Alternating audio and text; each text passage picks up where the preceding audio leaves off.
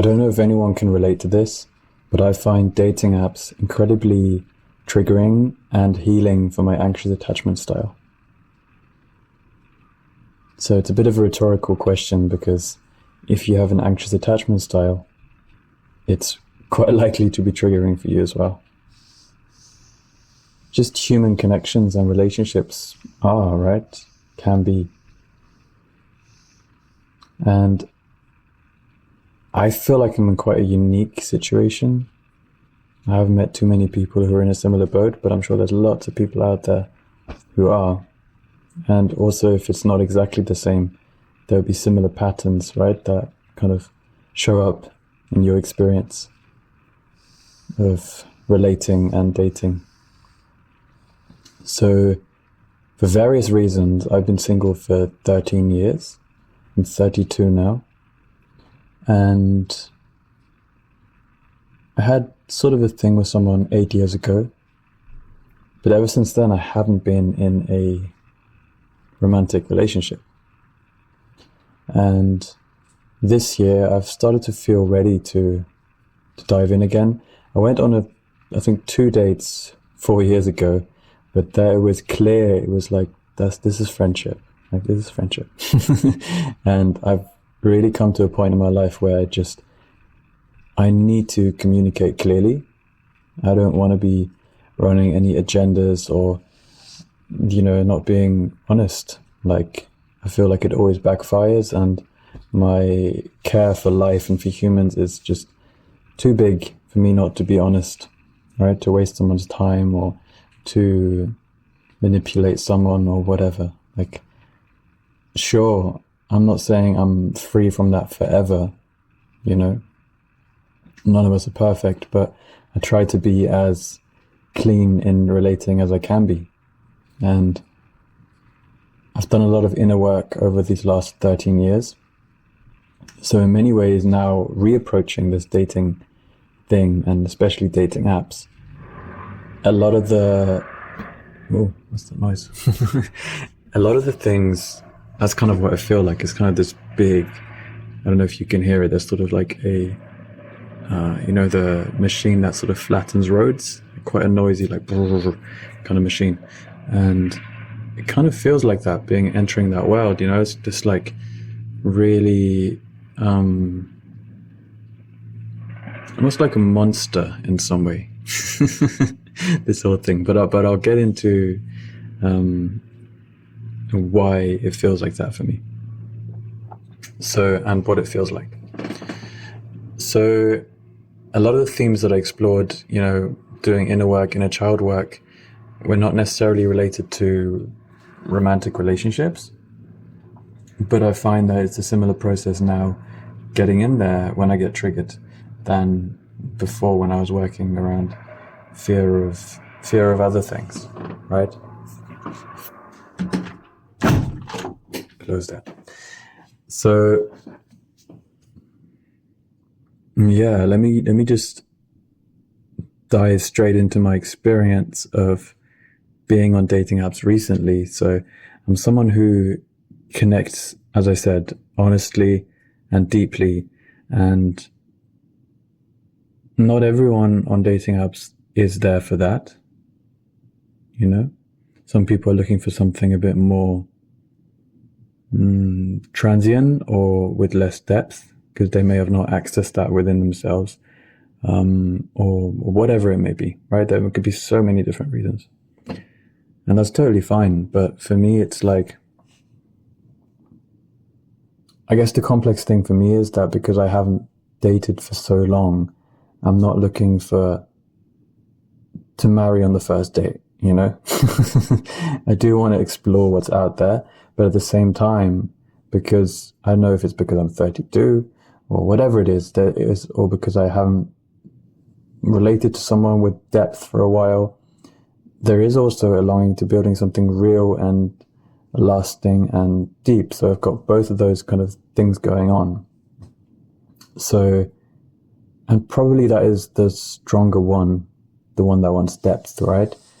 And so I found I've connected to some people. There were 3 people in particular where it was like, it went to voice messages, and it was like, I'm really enjoying this connection. I really feel like this person's is a really good person. That's what I felt. And I always felt, though, because of the nature of the platform and the fact that a lot of people get overwhelmed by depth, too much depth too quickly, for them could be a red flag, right? For me, it's just how I live, and it's not, as far as I'm concerned, it's not a red flag.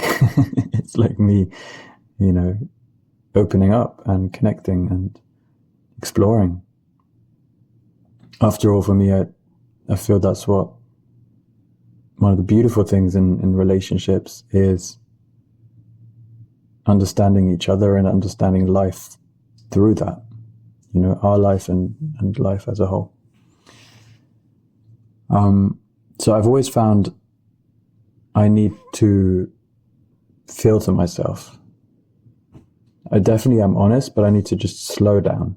Like, I can't give too much, because I think the first one, she stopped replying, started ignoring, stopped replying, quite soon when depth and like too many messages came in, right?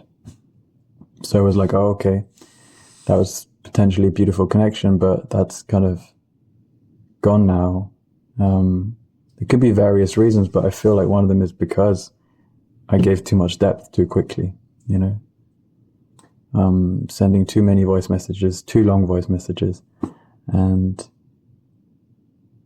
yeah, just now as well, there was one person I really connected with and felt like really beautiful in many ways. But I kept it quite short, and then I went like a little bit more into depth and a bit longer, and I haven't heard back, so it's like,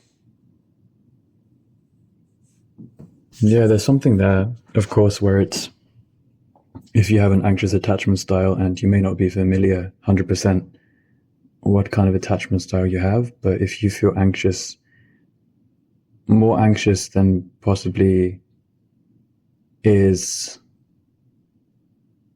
I don't know about right or wrong, but if your reaction to someone not replying to you feels like really big, then it's probably connected to how you felt when you were smaller,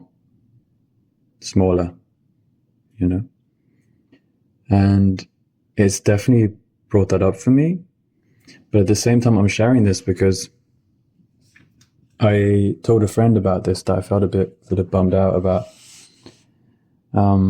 people not replying when there's connection, and then it's like, oh, that's such a shame, like, of course it hurts, because it's like, I feel rejected, but at the same time, it's also like, it's such a shame, this could have really been something, but because of whatever reason, if it was too much depth, or just something else happened, or someone else was easier to relate to, and maybe they got a bit scared because of some things I shared, which are just really honest, and they thought that's maybe complex, and other people don't share that so early,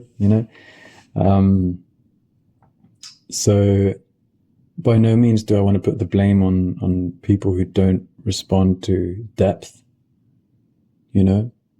There's maybe also something about learning how to engage, and like, I'm rusty and dating apps is a new phenomena, right, in human history.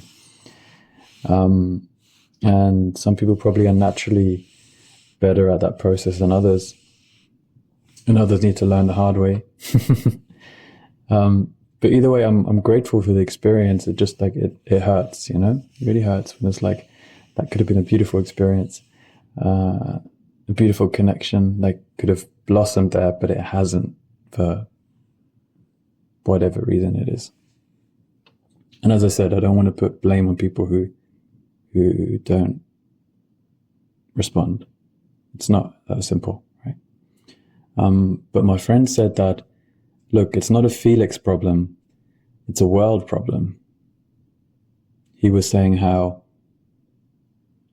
he's experienced that, and his partner tells him also how for her friends, it's like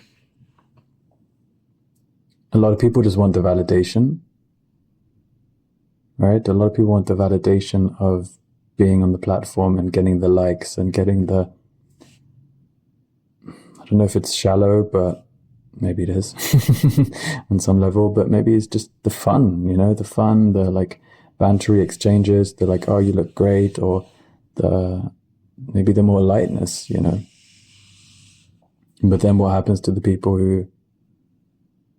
who can do lightness, but really just live with depth? Like they just wear who they are on their sleeve, and that can come off intense for some people. You could say maybe they're not the right people, but yeah, anyway, some reflections. I don't know if you can relate. Maybe you've got some thoughts that come up. Is it a world problem?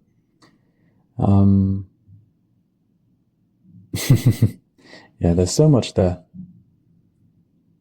But thank you for listening. It feels good I really wanted to make this video to process the recent kind of resurfacing of that, that feeling of being rejected. And yeah, what I feel in this moment too, it's like why it hurts is because it's like, and I don't know how that relates to anxious attachment, but it probably does in some way. I'd like to dive deeper into that. But it's almost like you feel, or I feel in that moment, that this person, there is no one better than this person.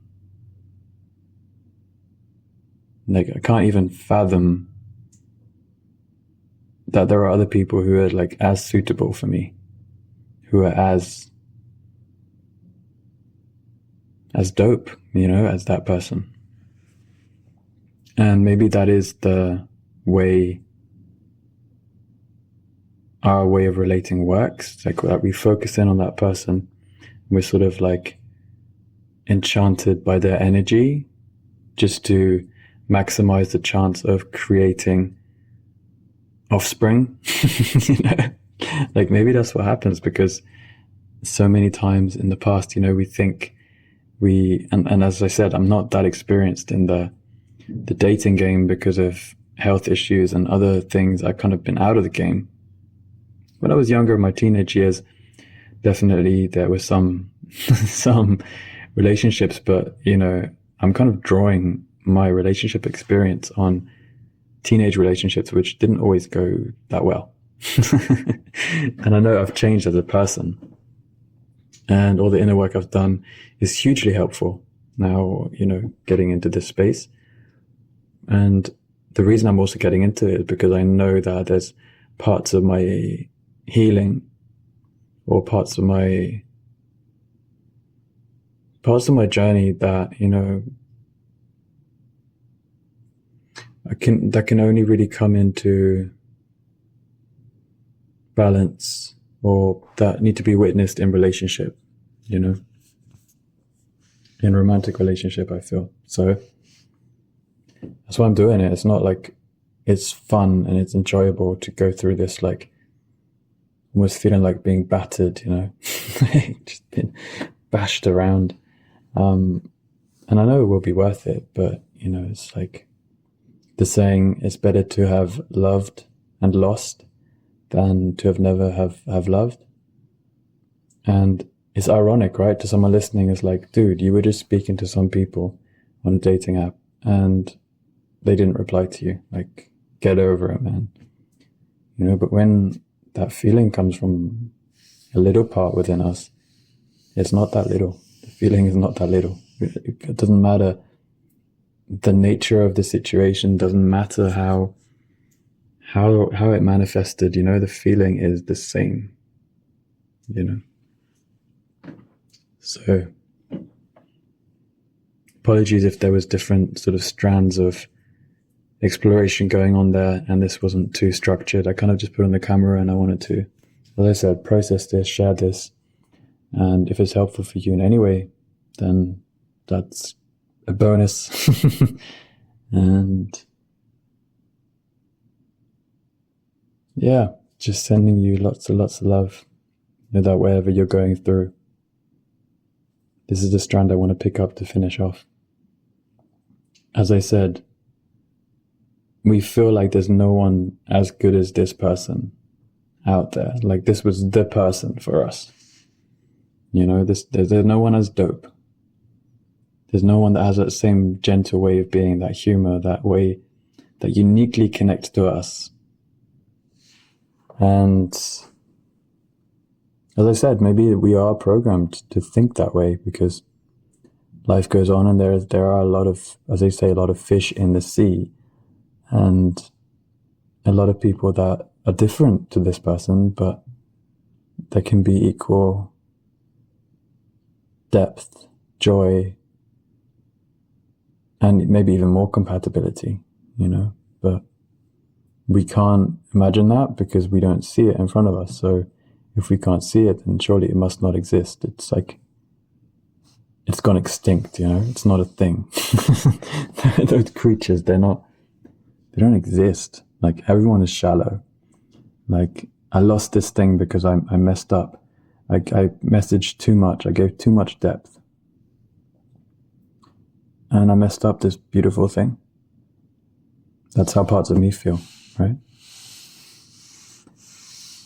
And then it's, coming back to trust. Coming back to trust that I can't see an alternative right now. I maybe can't even imagine there being one.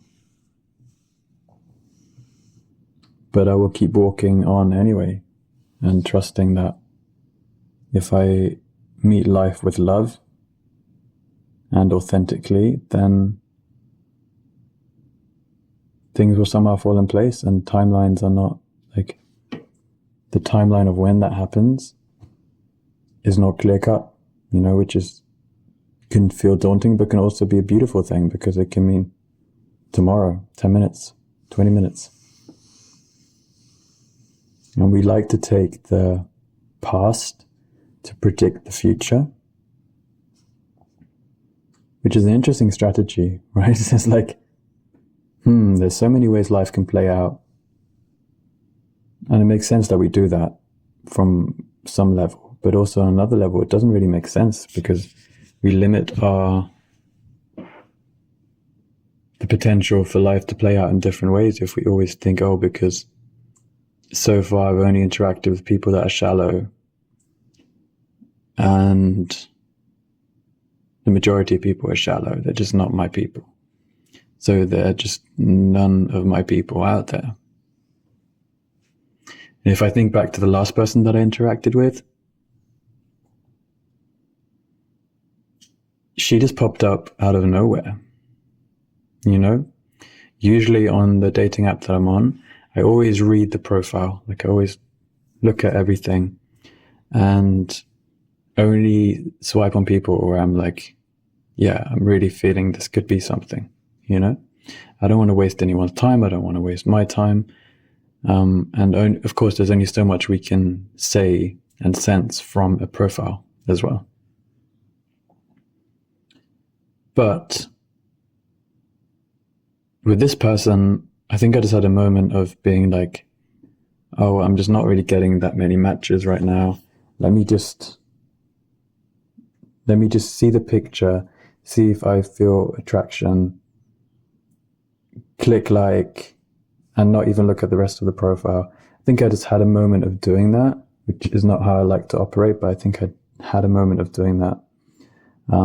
And she was one of those people where I just clicked the picture, I didn't look at the rest of the profile.